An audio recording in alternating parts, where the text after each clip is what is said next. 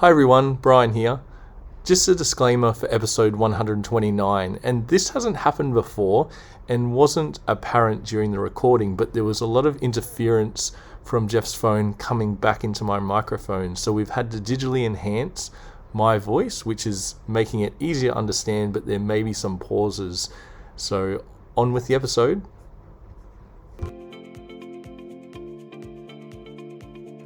Probably do more work internationally with the International Equestrian Federation. Wow. I've been involved with safety there, chairing the safety committee for 7 years.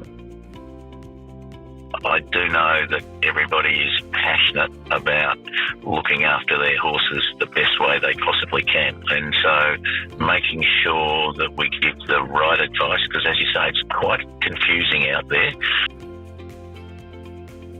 Welcome everyone to episode 129 of the Sen Nutrition Podcast. You're with your host Brian today, and I have a very special guest, and it is Jeff Sinclair, the director and founder of EQ Saddlery. And Jeff is no one-trick pony. He actually has over 5 decades of experience with horses.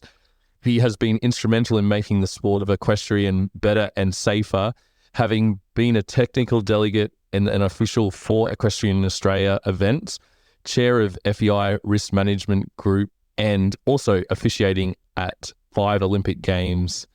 And I have Jeff on the line. How are you today? I'm good, Brian. Good to talk to you. Great. Are you at one of your EQ Saddlery sites? Yeah, I'm at our support office, which has got a store at it in the Yarra Valley in Melbourne. And for our listeners who are not aware of EQ Saddlery, it's a family-owned and operated business, which has over 7 stores at the moment. Yeah, that's right. 7. We began 5 years ago, just with the concept, having been in the industry all my life, with the concept of bigger stores and a range of genuine brands and good prices, and we do hoof care and feed as well. So, but definitely working with companies that people that are passionate about their product and distributing those rather than copies of them. Yeah, and I think your stores and why we've partnered up and in the whole Sen range that's available at EQ Saddlery is how impressed we are with. I've seen in some articles they call you a new breed of saddlery, so it's a better shopping experience. You've got that selection of many exciting brands from across the world, products that are high quality, but also the most innovative or the innovators of the industry, not those copies, as you said. Yeah, I think we're always looking for people that are passionate and then science-based in what their products are about, particularly in this horse health area. So rather than us just buying some home brand type stuff, we tend to want to go with people that have really got behind working out what their products are. They would have a lot more knowledge than we have about them anyway, and they're the types of brands that we like to distribute, along with many brands that are in saddlery and riding wear that we bring in directly from around the world from different manufacturers as well.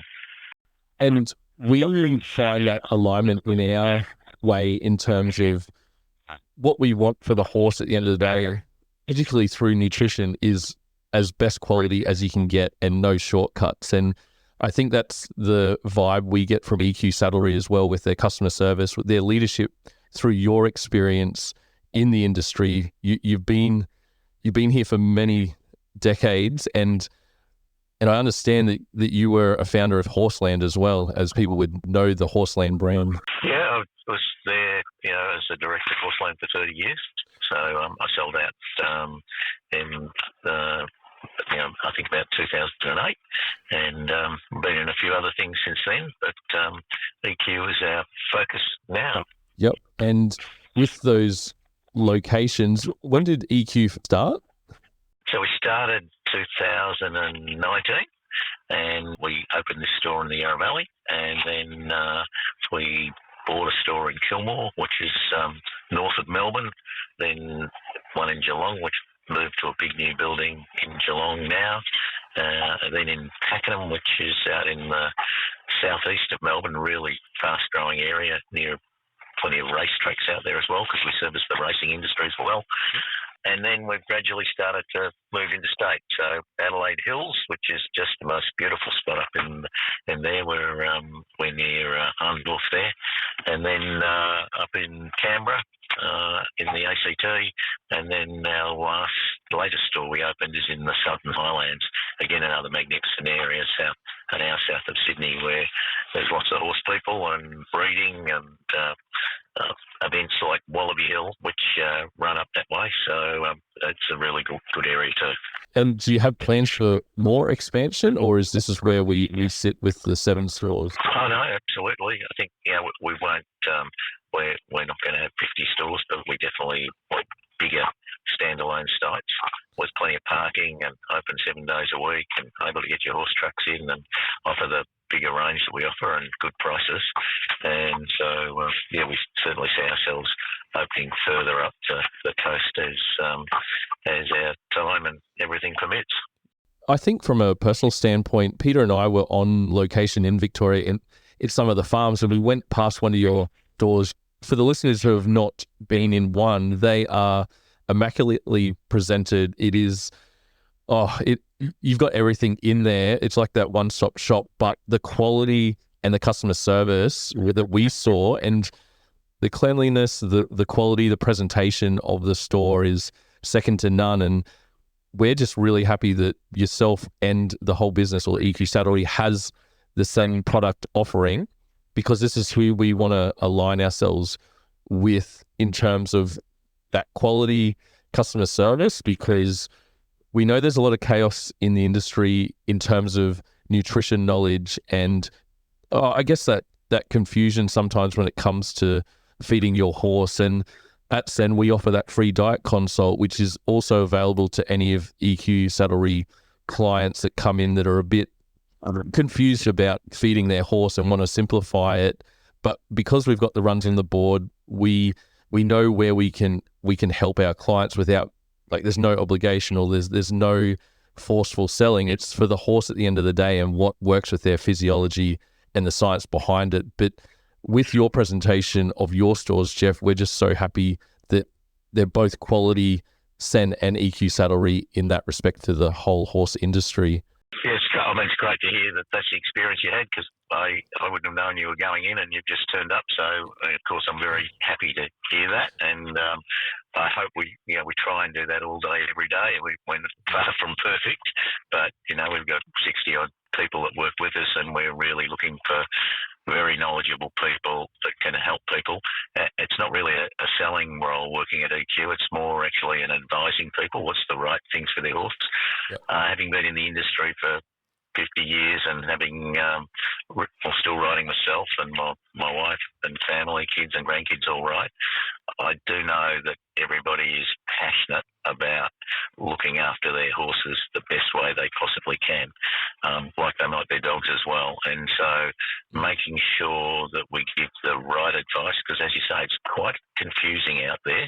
Yeah. There's so much stuff available on social media, and if we can make sure we've got our staff educated correctly with the right knowledge and they can give honest, right advice to people to help them, that's definitely our aim with EQ stores. It's very impressive, and like, just speaking from our personal experience, we're mystery shoppers in that sense, and you guys excelled in that customer service to us, and then we said, we're from Sen, and it was even more great. But because of your experience in the industry, it's fantastic to have you on this podcast, which is the leading horse podcast in Australia for, I'm not sure how many months it's been, but the listens are over 100,000, and to get the knowledge from your side in terms of the observations of the feed and supplement industry is important, because as we said before, you've got the innovators and the brands that paved the way. Then you have those copycats, as we call them, trying to ride off those coattails and trying to uphold the industry to do the right thing by the horse at the end of the day with really quality ingredients, but then also the support for the horse owner on top of that, because that's going to help the horse's life in the long run. And as I said, understand you still have that involvement as a rider, as you still play polo. Pretty badly, but I still have have a go and still have fun with my mates, and that's probably the main thing, and try to stay on. So that's good. Yeah, but just back on that, when you get back to all horse owners, I think everybody's trying to do the right things by their horse. Yes. And so they're looking for the right things. Sometimes they can spend lots of money on this sort of stuff that maybe is not science-based or maybe doesn't come from the right genuine background. So we do represent a very broad range of manufacturers throughout the queue, but we definitely are trying to look for the ones where the suppliers that know what they're doing with the products, and they're the ones we're trying to sell, not just whatever we find out that's the cheapest or easiest or quickest to get. We're very much about genuine brands. And you've still got your finger on the pulse because you are involved in as a rider, but also in with Equestrian Australia, as I understand. Not so much now. I probably do more work internationally with the International Equestrian Federation. Oh, wow. So I've been involved with safety there, chairing the safety committee for 7 years, and that's a really big thing for eventing globally. We've had a really big reduction in particularly rotational horse falls, which are the ones that are really dangerous for riders and for horses. And so I think improving safety, lots of people will have seen, if you've gone to a cross country, even if you watched the Paris Olympics, you may have seen these frangible fences. So they're ones that fall down if they get hit with a certain amount of weight. They're not like a show jump, which you can just touch the pole and it comes down. They need quite a lot of force to come down. But the idea is that if they do get, somebody does get it wrong, the fence will come down and prevent that, hopefully prevent a horse fall, and hopefully prevent a rotational fall, which are the real worst ones. So, that's sort of my involvement's been a lot with that, and training officials around the world too, to become technical delegates and judges and course designers. I've been involved in that a lot too. So with your experience, like over the years, have you seen that horse welfare and rider welfare come to a forefront, or has it always been there, but it's kind of highlighted more so in the public eye? Well, there's two answers to that. Within the horse industry, I think there's definitely more consciousness about keeping our horses well. People are spending more money and time on their horses now than they ever have if you go back 20 years ago. So I think the care that they're giving their horses, the equipment that they use is much better, and it's only going to keep improving as the products and science improves. In terms of our sport, you've got to think outside the horse industry completely. So the general public that are watching the Olympic Games, that's our most viewed horse event in the world. There is a social license aspect to the general public accepting that we're riding horses for dressage or show jumping or cross country, and it's whether the world will accept that. We know, for instance, jump racing in Australia, other than Victoria, is now banned. We've seen the greyhound problems that have come and gone.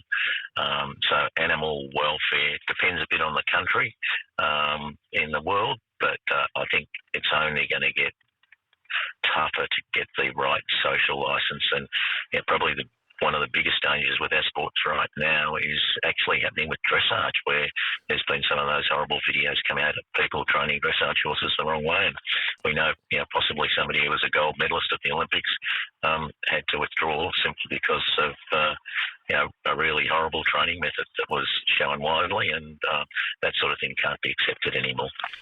Yes, it's definitely under the microscope more than ever. Do you think it's across the board in every discipline that you see? No, I think there'll be disciplines where it does show up. There's some that are probably more proactive with it.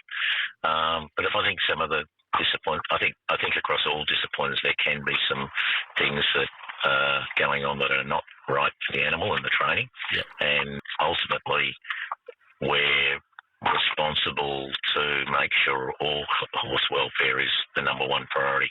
And the problem really is if you get one discipline like dressage or jumps racing that is it gets a bad social license acceptance, it really then can fall across all horse sports very quickly. And so once people, the animal people, livers maybe have said, all right, jumps racing is now banned, it's gone. What's next? Oh, maybe it's show jumping, maybe it's cross country. Who knows what it's going to be? But that's why we have to be conscious. It's not just one discipline. It's across all horse sports where the welfare's got to be number one. Yeah, I think what you've outlined, obviously for that horse welfare, but then the crossover into rider safety is definitely something. Yeah, well, I mean, the one thing about rider safety is that at least we can make the conscious decision ourselves whether we take the risk or not, whether we drive the car, whether we go skiing, whether we jump out of an aeroplane. A horse doesn't get that ability, so that's where the welfare is important. But yeah, if you go back in Formula One racing, you remember all the deaths that would have gone on many years ago, and you see some of those crashes now, and I just can't believe how they walk away from those cars. Yeah. Now they've built those safety cages. Yeah. And we've seen the same thing in our sport, like in eventing. If you go back in the early 2000s, we might have had 10 or 12 fatalities within a year globally. We've only had one fatality in international eventing in the last, probably 5 or 6 years, and that was earlier this year in England. So, yeah, I think every parent and every rider, they don't get on wanting to be unsafe, do they? They want the adrenaline and the excitement of riding a horse, but they certainly don't want to find that there's the ultimate fatality out of it. So, yeah, definitely helmets nowadays, airbag vests or safety vests. There's all sorts of other things that are going on to help after people do have an accident to prevent them from getting as injured as they might have years ago. Yeah, that advancement in technology of products that could help in the event of a fall or in the event of a mishap. We do see it in those other industries, as you said, in F1, they're so braced in now, but then when the car catches on fire, it takes them a little bit longer to get out. There's like that other element of it. And I think even over in a crossover in another industry with like motocross riding, they've got those airbag vests. So I think, are you confident we can, as technology gets on and the assessment of safety for the rider, it could get really, really safe? Because that's pretty impressive, those statistics that you just said. Yeah, I think it will get, you're never going to eliminate it. You've got a 500 kilogram animal travelling along at speed, or even we're just walking along and something happens and he shies. And so don't ever think this is a perfect world. Yeah. But can we improve it? Absolutely. If you talk, we measure rotational horse falls globally, and that's when the horse absolutely flips and could land on top of you, which is, certainly the worst type of accident you can have. And I think it was 0.017%. It's down to it's the lowest it's ever been in the last 14 years now.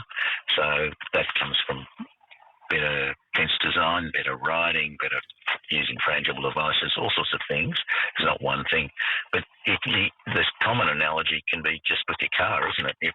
I don't know whether people are really driving more safely, but certainly we've all got crumple zones and airbags and different things in our cars nowadays, and they certainly, they've generally lowered the road toll because of those things. So these are things that happen after the accident. Probably one of the most important things too that the horse industry needs to keep thinking about is what sort of training and what sort of licenses we need to make sure that when we do actually get on a horse, we're doing it as safely and as well as we can. So preventing the accident happening in the first place is better than actually having these things at the end that prevent major injury. You're very good points, Jeff, and it does stimulate the thinking about all aspects of, it's not just riding a horse, it's the course design, it's the knowledge for the horse rider. What's your view of the horsemanship of the rider? For me, if I think about the sports I've been involved with, I think I've seen it improve quite a lot. And people, if they're not having a good day out, will say, it's not my day. It's been a big pain. It cost me a lot of money and effort to get here, but I pull up. And that's a little bit the riders making their own decisions, and then also the officials, which are like policemen, I guess, in some ways, or umpires. Umpires might be a better analogy, saying, hang on, it's not your day. So I think, the whole sport I've seen improved a bit with that. And, like in dressage, you've seen even the slightest bit of blood and somebody's out. So we all know those things are not really acceptable in today's sport. And so I think the riders generally make much better decisions. Yeah, that's great to hear. And with your role as the chair of the FEI Eventing Risk Management Steering Group, do you have to travel much around the world? Yeah, I've been lucky enough to travel to lots of different countries around the world to different events and help either educate or learn that stuff. So, yeah, I've been doing that for a long time, and that's been good too, even from EQ's point of view, because I'm on the medical committee, safety committee for helmets, where they're reviewing those standards and airvests and back protectors. So just knowing what the latest technology is coming. If you took MIPS, for example, some people might have heard of that. MIPS is a system that's used in helmets a lot in ski racing and some other sports. And now we're seeing MIPS in quite a lot of riding helmets. So it's just an extra little layer of safety. And then, there's been conjectures about air vests, things like that, whether they're safer or whether they're not. And a lot of claims made by manufacturers. It's probably similar to what you face in the nutrition industry. There's people claiming things that may not be scientifically based. Yep. So, at the FEI, we're trying to make sure that we study the science of it, know the facts, and then can tell people around the world this is actually safer, so people can make the right decisions when they're buying products. Oh yeah, for sure. We see it in that nutrition industry with the regulation, and I think as time goes on, surely there'll be something that comes about having that. Obviously, we've got the APVMA with like claims that you can make and not make, but then labeling laws and all that, I think it might come to a forefront soon that could align with on the human side. But in the end, I guess it all comes down to trusting that brand and seeing which brands have the runs on the board and who are at that elite level like Sen is, that we're with some of the top stables in many industries in Australia. And we haven't been around just last year. It was 10 years last week, and it's been development and innovation, but then upholding that quality and supporting the horse owner in particular that sets us apart. But we might have a change in pace now and have a talk to Jeff about his involvement at the 5 Olympic Games he officiated at, and that must have been a really nice experience. I think we're all hot off the back of Paris, and where the equestrian was held out at Versailles, which it'd be from all the Olympics I've been to, and I've been to 7, including Paris, and it would be the most beautiful venue that I've ever seen. So that's just been spectacular, and it's still going on now with the Paralympics. So great to see horses presented in such an incredibly beautiful environment. Olympics, you got to remember there's so few gold medals or medals won every 4 years. So for somebody to actually compete at an Olympics, take their horse there and get to that level, and then possibly come away with a medal, and we've been a really good medalling country with eventing over many years, is an extraordinary feat in the world. So I think Australia's got to be really proud of that. The women at these last Olympics just did an incredible job, didn't they, in what they got. The experience of the Olympics is an interesting thing because it's often in countries where they know nothing about the sport that they're presenting. So if you can imagine going to Athens or Beijing or Rio, their knowledge of horse sports and how to run the biggest, best event in the world is quite low. So each international federation gets the responsibility to send some officials that go in like a gang together, and there might only be 10 or 20 of them. It's a small group, but they're quite knowledgeable or very knowledgeable about how the sports run in, say, England or America or Australia.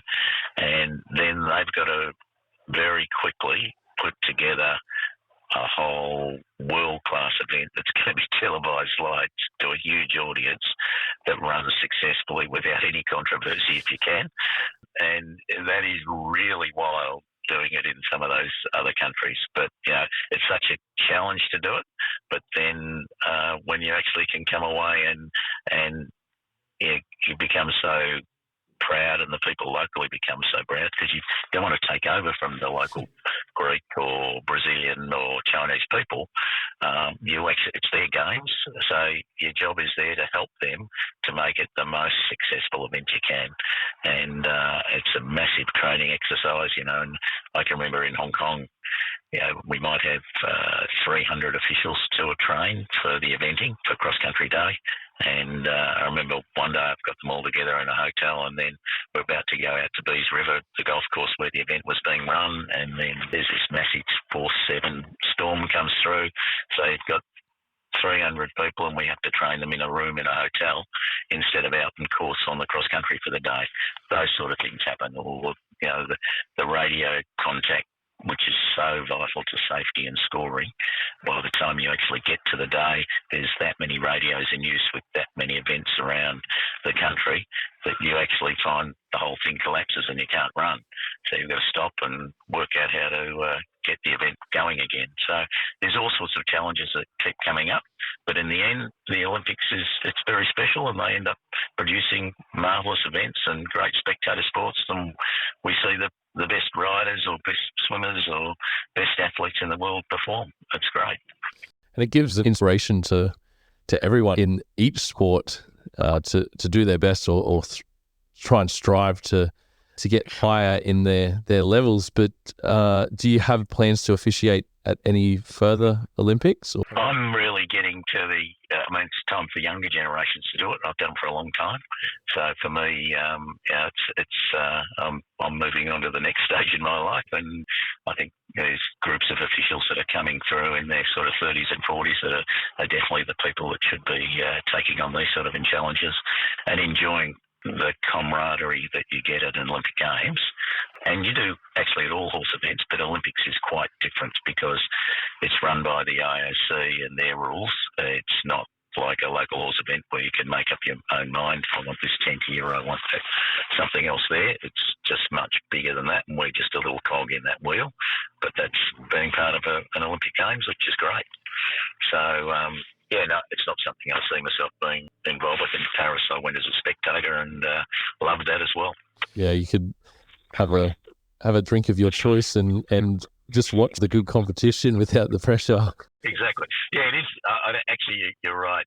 It is quite a lot of pressure. I know my wife often says to me, "Why do you do this on your days off?" It seems crazy to put yourself under that sort of pressure. But I'm TDing at an event this weekend down at Werribee, and I think we've got 560 entries. And all I hope is that it goes safely and well, and may the best man or lady win.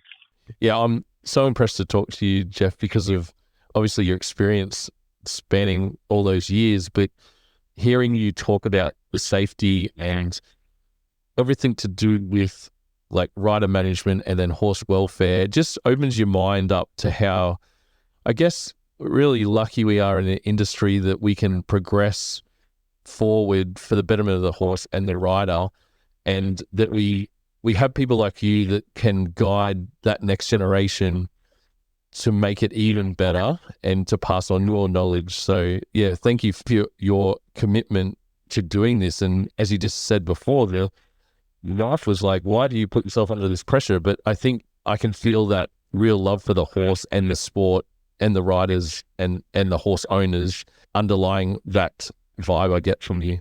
Yeah, and I think most of us, we just want to do things well if we're involved with them, and you want a really positive outcome.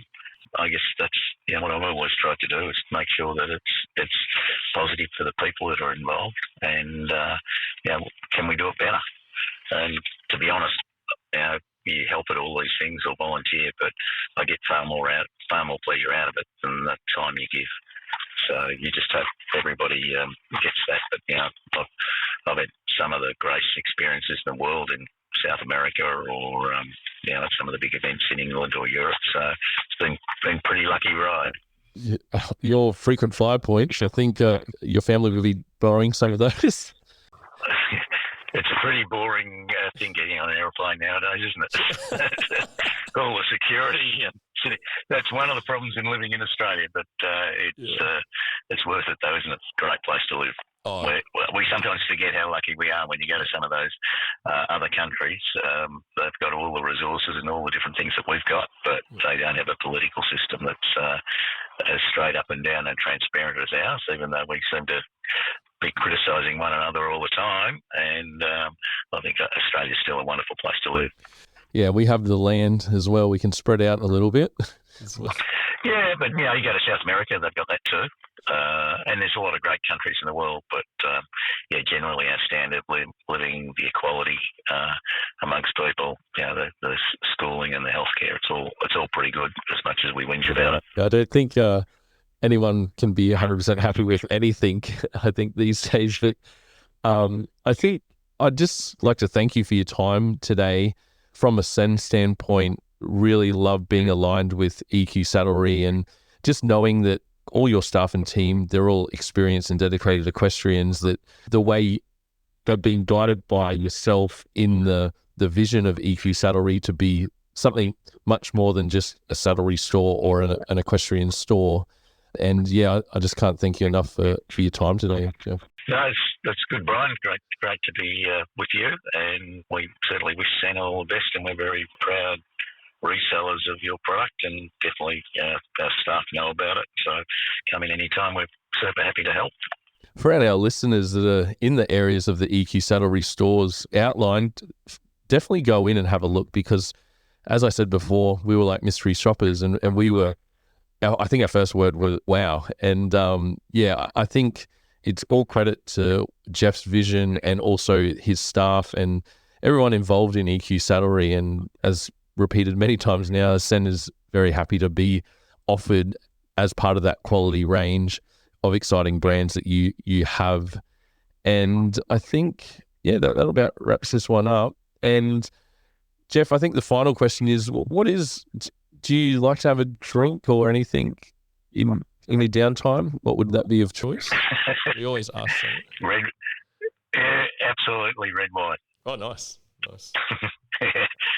Definitely red wine, and I live in the Yarra Valley, and anybody who knows a bit about wine would know that the Yarra Valley is really famous for its Pinot.